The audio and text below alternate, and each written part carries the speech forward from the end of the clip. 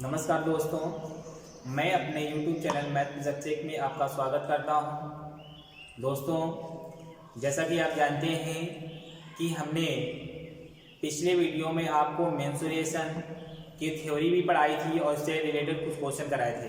उसके आगे अभी हमें क्वेश्चन करने हैं, उसको अभी हमने छोड़ दिया है, आगे करेंगे। आज हम देखेंगे टाइम एंड डिस्टेंस से रिलेटेड हमने एक पार्ट पढ़ चुके हैं, वो पार्ट था हमारा बोट एंड स्ट्रीम, और आज हम पढ़ेंगे उसी में आगे टाइम एंड डिस्टेंस में रेलगाड़ी ट्रेन से संबंधित प्रश्नों को पढ़ेंगे। लेकिन उससे पढ़ने के पहले हम उसका बेसिक समझेंगे, मतलब कि हम आज थ्योरी पढ़ेंगे। ठीक है दोस्तों, देखिए आज थ्योरी पढ़ेंगे। आगे देखिए रेलगाड़ी क्या होती है। रेलगाड़ी ये है ट्रेन, क्या है ये ट्रेन है। ट्रेन के बारे में हमें पढ़ना है। दोस्तों आप जानते हैं कि यदि ट्रेन है तो ट्रेन है तो इसमें आपकी लंबाई मतलब ट्रेन की लंबाई होगी, मतलब जिसे डिस्टेंस कहते हैं। क्या कहते हैं? डिस्टेंस। ये हो जाएगा आपका डिस्टेंस, मतलब की दूरी। ठीक है दोस्तों, यदि ट्रेन है तो ये चलेगी का मतलब इसकी स्पीड होगी। क्या होगी दोस्तों? स्पीड मतलब चाल होगी। जब दोस्तों चाल होगी, स्पीड होगा, तो इसमें कुछ दूरी चलने के लिए हमें टाइम भी दिया होगा। क्या दिया होगा? टाइम मतलब समय दिया होगा। दोस्तों इतना तो आपको पता है बचपन से ही कि S मतलब स्पीड बराबर होता है डिस्टेंस अपॉन टाइम। क्या होता है? Distance upon time. ठीक है दोस्तों, मतलब कह सकते हैं हम चाल बराबर दूरी बटा समय। क्या कह सकते हैं? दूरी बटा समय। अब देखिए दोस्तों, ये आपके सूत्र हो गया। यही सूत्र हमारा टाइम एंड डिस्टेंस में लगेगा, बट हमें कॉन्सेप्ट की आवश्यकता है। कॉन्सेप्ट क्लियर करना है। देखते हैं आगे इसी में। देखिए दोस्तों, आगे हमारा जो पॉइंट है उस पॉइंट के बारे में पढ़ेंगे। पॉइंट हमारा ये है कि आपको हमने बता दिया कि ट्रेन में क्या होता है, डिस्टेंस जो होगी, क्या होगी? डिस्टेंस हमारी ट्रेन की लंबाई होती है। क्या होती है? ट्रेन की लेंथ होती है। और इसमें स्पीड क्या होगा? स्पीड होगा और टाइम होगा। क्या होगा? ये हमारी 3 वैल्यू दी होगी। ठीक है, 3 में से 2 की वैल्यू दी जाएगी और 1 की वैल्यू आपको निकालना होगा दोस्तों। और इसके आगे समझना है कि यदि आपके पास चाल किलोमीटर प्रति घंटे में दी गई है, इसमें किलोमीटर प्रति घंटे में दी गई है, यदि इसे हमें चेंज करना पड़े मीटर प्रति सेकंड में, इसमें मीटर प्रति सेकंड में, इसका मतलब ये किलोमीटर से मीटर में जा रहा है और आवर मतलब घंटे से सेकंड में जा रहा है। इसका मतलब होता है बड़े से छोटे में जाना। तो हम क्या करेंगे? 5/18 से गुणा करेंगे। क्या करेंगे? 5/18 से गुणा करेंगे। किसमें? किलोमीटर प्रति घंटे वाली वैल्यू में 5/18 से गुणा करेंगे।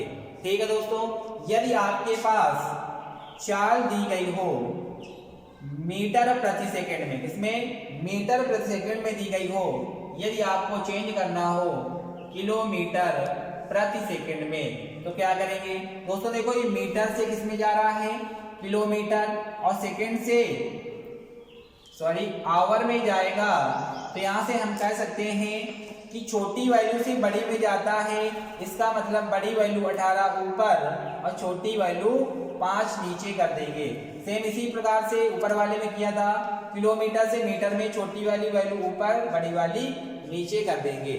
ये आपको दोस्तों समझ में आ गया होगा। आगे देखते हैं आगे क्या होता है। ये देखिए, यदि आपके पास 2 ट्रेनें, क्या दिया हो? 2 ट्रेनें दी हो, तो क्या करते हैं आगे देखिए। यदि आपके पास 2 ट्रेनें हैं, क्या है? यदि सवाल में 2 ट्रेनें दी गई हैं, ये हमारा कॉन्सेप्ट है। यदि दोनों ट्रेनें एक ही दिशा में, इस दिशा में एक ही दिशा में चले, डायरेक्शन एक ही हो और इनकी लंबाई L1 और L2 अलग अलग दी हो, क्या दी हो, लंबाई जो है डिस्टेंस L1 और L2 दी हो और इनकी चालें स्पीड S1 और S2 दिया हो, क्या दिया हो, S1 और S2 दिया हो। दोस्तों समझना है, जब ट्रेनें एक ही दिशा में जाती हैं, एक ही दिशा में जाती हैं तो चाल दोस्तों क्या हो जाती है, चाल हमारी माइनस हो जाती है, क्या हो जाती है, माइनस हो जाती है। माइनस होने का मतलब है कि S1 माइनस S2 क्या हो जाएगा, S1 माइनस S2।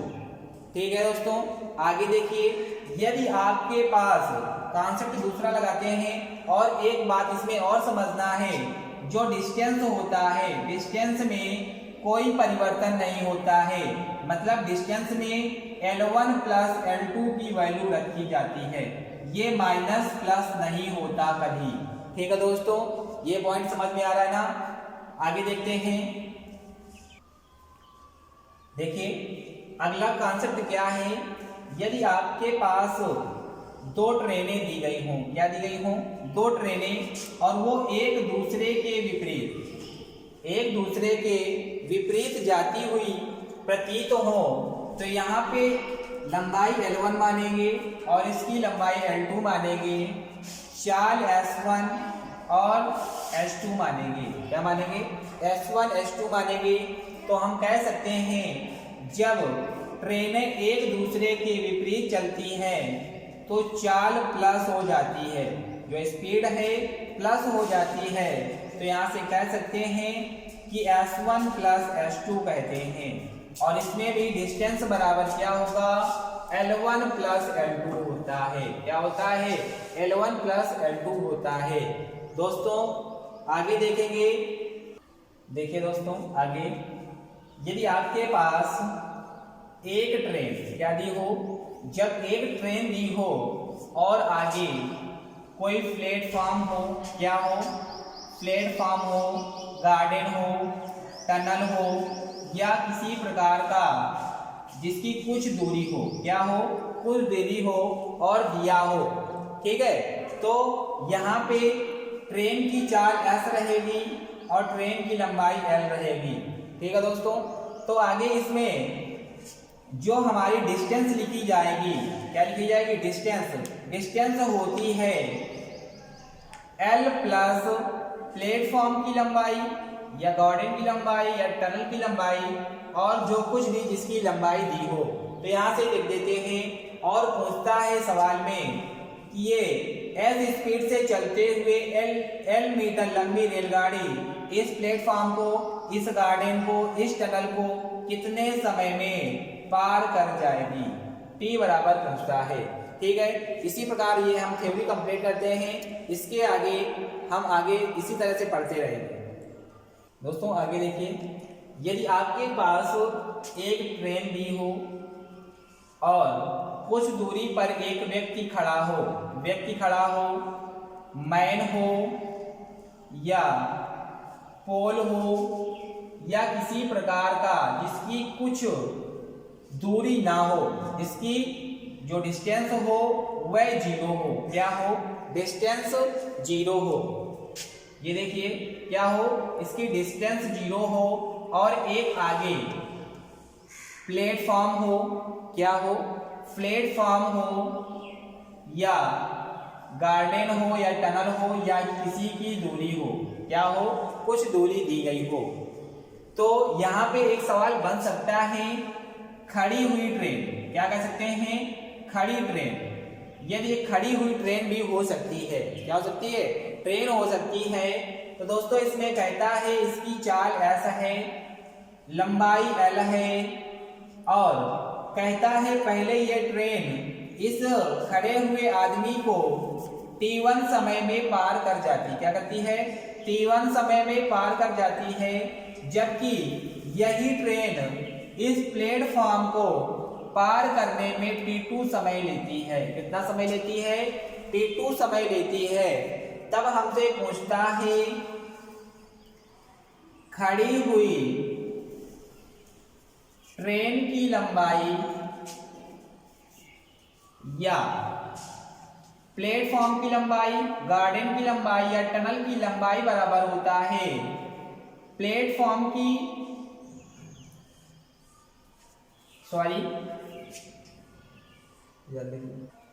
देखिए आगे क्या होता है इसमें, ये जो ट्रेन है इस खड़ी हुई ट्रेन को या प्लेटफॉर्म है या गार्डन या टनल है तो समय t2 लगता है।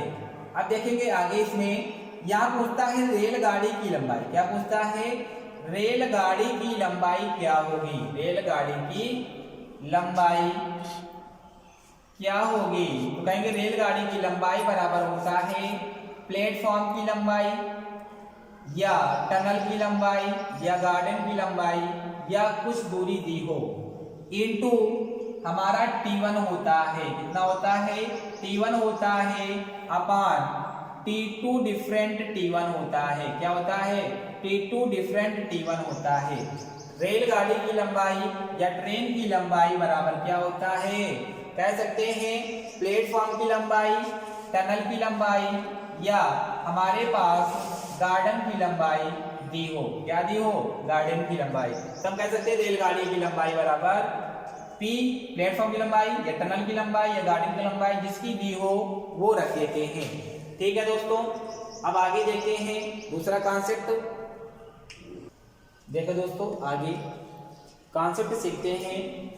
यदि आपके पास समान लंबाई की, इसकी समान लंबाई की दो ट्रेनें हो, क्या हो, दो ट्रेनें हो, यहां से कहते हैं ये है और एक ट्रेन ये है, इनकी लंबाई क्या है, सेम है। यदि इसे L मानते हैं तो इसको भी L मानेंगे, क्या मानेंगे, L मानेंगे।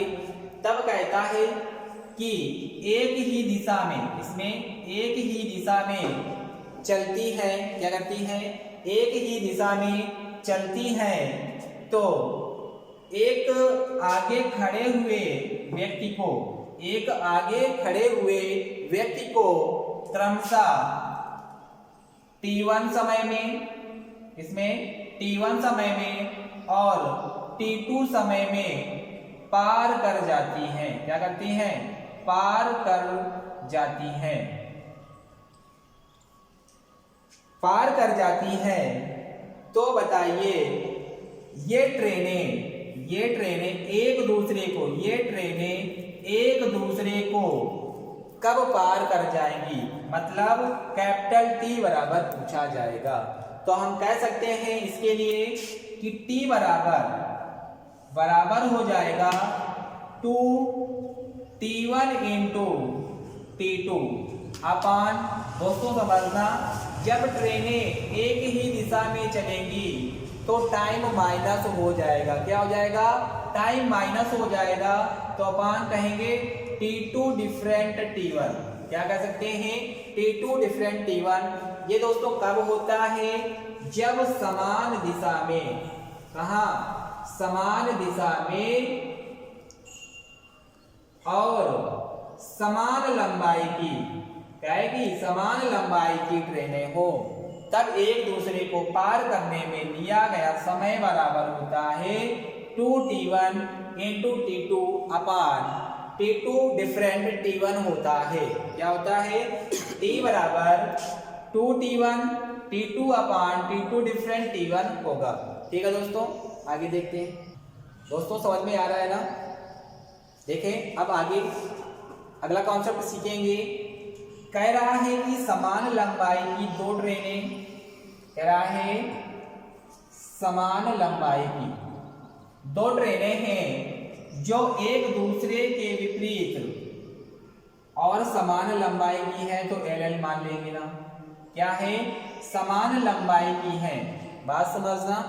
तो यहां से कह रहा है कि यहाँ पे एक आदमी खड़ा हुआ है या पोल खड़ा हुआ है, मैन है या पोल है या जिसकी डिस्टेंस 0 है, उसको पार करने में क्रमशः t1 समय और t2 समय लगता है, क्या लगता है, t2 समय लगता है। तो पूछता है एक दूसरे को एक दूसरे को पार करने में कितना समय लगेगा। ट्रेनों को एक दूसरे को पार करने में कितना समय लगेगा। कैपिटल टी बराबर, तो कह सकते हैं टी बराबर होता है 2t1 t2 अपॉन t2। देखिए यहां पे कह रहा है एक दूसरे के विपरीत, तो यहाँ पे क्या हो जाएगा, टाइम प्लस हो जाएगा। क्या हो जाएगा, टाइम प्लस हो जाएगा। दोस्तों हम कह सकते हैं t2 प्लस t1, ये आपका आंसर हो जाएगा। यहां से आप आंसर निकाल सकते हैं, ये आपको याद रखना है। ठीक है दोस्तों देखिए अगला का जो कॉन्सेप्ट है हमारा बहुत शानदार कॉन्सेप्ट है। देखिए इसमें क्या होता है, दो स्टेशन होते हैं ए और बी। क्या होते हैं, ए और बी स्टेशन होते हैं। एक स्टेशन ए से एक ट्रेन चलती है बी की ओर और एक ट्रेन बी से ए की ओर चलती है। ठीक है दोस्तों, इतनी बात समझ में आई। फिर इसके बाद देखो ये जो डिस्टेंस है ये क्या है, ये पूरी इन दोनों के बीच डिस्टेंस है। डिस्टेंस आपको दिया जाए या ना दिया जाए, लेकिन आपको क्या समझना है कि ए से बी तक की जो दूरी है क्या है, निश्चित दूरी है। क्या है, निश्चित दूरी है। उसके लिए हम पॉइंट पढ़ रहे हैं कि ए और बी एक निश्चित दूरी है, मतलब अर्थात एक स्टेशन ए है एक स्टेशन बी है, जिनसे दो रेलगाड़ियां एक ही समय चलती हैं। क्या होता है, एक ही समय चलती हैं और मिलने के बाद, मान लिया यहाँ पे मिलेंगी, मिलने के बाद जो ट्रेन ए से चलती है, क्या चलती है, ट्रेन ए से चलती है, ट्रेन स्टेशन ए से चलती है, वह स्टेशन बी पहुंच जाती है टी ए समय में। मिलने के बाद, बात समझना, यहां से मिलने के बाद टी ए समय पर पहुंच जाती है, जबकि इसकी चाल एस ए है। क्या है, एस ए है। जबकि स्टेशन बी से चलने वाली रेलगाड़ी मिलने के बाद स्टेशन ए पर, यहां से मिलने के बाद स्टेशन ए पर टी बी समय में पहुंच जाती है और इसकी चाल एस बी दी गई है। क्या दी गई है, एस बी दी गई हो तो इसके बीच पूछता है संबंध क्या है, डायरेक्ट कभी कभी पूछ लेता है। यदि नहीं देगा तो दे देगा पहली ट्रेन की स्पीड, दूसरी ट्रेन की स्पीड, मिलने का टाइम और ये मिलने का टाइम। ठीक है, मिलने के बाद पहुंचने का टाइम। तो यहाँ पे एक संबंध होता है S A upon S B बराबर under root T B upon T A होता है। दोस्तों इसको आप लोग याद कर लें। यदि याद नहीं होता है तो हम आपको पढ़ाएंगे बेसिक से। क्या पढ़ाएंगे, बेसिक से पढ़ाएंगे, जिसमें इसको भी क्लियर करते हुए चलेंगे। ठीक है दोस्तों, आगे देखिए ये कॉन्सेप्ट जो है बिल्कुल इजी सा है। इसमें एक ट्रेन दी गई है, इसमें एक ट्रेन दी गई है जिसकी लंबाई L है और चाल S है। कितनी है, S है। और ये ट्रेन की पटरी के बगल में एक मैन खड़ा हो या पोल हो या जिसकी डिस्टेंस 0 हो, हाइट नहीं डिस्टेंस 0 हो, तो इसको पार करने में, ये ट्रेन इसको पार करने में टी समय लेती है। कितना लेती है, टी समय लेती है। तो इसके लिए संबंध क्या होता है दोस्तों, पता है, चाल बराबर दूरी बटा समय होता है। दूरी बटा समय होता है ना, मतलब हम कह सकते हैं S बराबर डिस्टेंस में क्या लिखा जाएगा, ट्रेन की लंबाई अपान कितना समय ले रहा है, टी समय। तो यहां से आ जाएगा चाल बराबर दूरी बटा समय। ठीक है दोस्तों, अब आगे इसी में समझेंगे, क्या समझेंगे कि एक व्यक्ति है जो पटरी के बगल में खड़ा हुआ है और दोनों तरफ से ट्रेनें आ रही हैं। क्या आ रही है, ट्रेनें आ रही हैं। तो क्या होगा दोस्तों, हमने आपको अभी बताया था स्टार्टिंग में कि यदि ट्रेनें एक दूसरे के विपरीत आती है तो चाल क्या हो जाएगी, चाल प्लस हो जाती है। तो यदि हम चाल कह दें इसकी S1 है और इसकी चाल S2 है, तो कह रहा है ये पहली वाली ट्रेन इस आदमी को, मैन को या पोल को या जिसकी डिस्टेंस 0 हो उसको पार करने में यह T1 समय लेता है। कितना समय लेती है ट्रेन? ये वाली जो S1 चाल से चलती है ये T1 समय लेती है, और ये दूसरी ट्रेन जो S2 स्पीड से चलती है यह इसको पार करने में T2 समय लेती है। कितना समय लेती है? T2 समय लेती है। तो यहाँ पे बताना है हमको, और इसकी जो लंबाई है क्या है, लंबाई L1 मान लेंगे, इसकी मान लेंगे L2। क्या मान लेंगे? L2 मान लेंगे। तो दोस्तों आपको पहले बेसिक सीखना है। देखिए इसमें यहां से देखिए, पहले इसके लिए ये ट्रेन इसको पार करेगी तो कहेंगे चाल S1 बराबर डिस्टेंस कितनी लिखी जाएगी, आप कहेंगे L1 अपॉन टाइम कितना लेता है, T1 समय लेता है। कितना समय लेता है? T1 समय लेता है। और इसके बाद जो इसके लिए S2 चाल से चलती है तो ये S2 बराबर, बात समझना, S2 बराबर हो जाएगा L2 अपान T2 हो जाएगा। दोस्तों इतना समझ में आ गया होगा। लेकिन हमसे पूछा गया है कि ये दोनों ट्रेनें एक दूसरे को कब पार करेगी, कितने समय में पार कर जाएगी। तो ट्रेनों के लिए यदि हम निकालते हैं टाइम बराबर, तो कैसे निकलेगा, आप कहेंगे चाल बराबर पहले करेंगे तो चाल क्या हो जाती है विपरीत में, कहेंगे S1 प्लस S2, चाल बराबर डिस्टेंस कितनी हो जाएगी, दोनों ट्रेनों की लंबाई L1 प्लस L2 अपान टाइम क्या निकालना है, T निकालना है। ठीक है दोस्तों, इसमें वैल्यू पुट करेंगे, यहां से L1 बराबर निकालेंगे तो यहां से S1 T1 और इसमें निकालेंगे L2 बराबर तो S2 T2 आ जाएगा, और यहां से आप आंसर निकाल सकते हैं। ठीक है दोस्तों, देखिए दोस्तों, यदि आपके पास दिया गया हो कि दो ट्रेनें एक दूसरे के विपरीत आती हुई प्रतीत होती हैं या आती हैं, जिसकी लंबाई L1 और L2 दी गई है, चाल S1 और S2 दी गई है, तो कह रहा है ये दोनों ट्रेनें एक दूसरे को कितने समय में पार कर जाएंगी। दोस्तों जब इसमें टाइम नहीं दिया गया, यहाँ पे कोई व्यक्ति नहीं खड़ा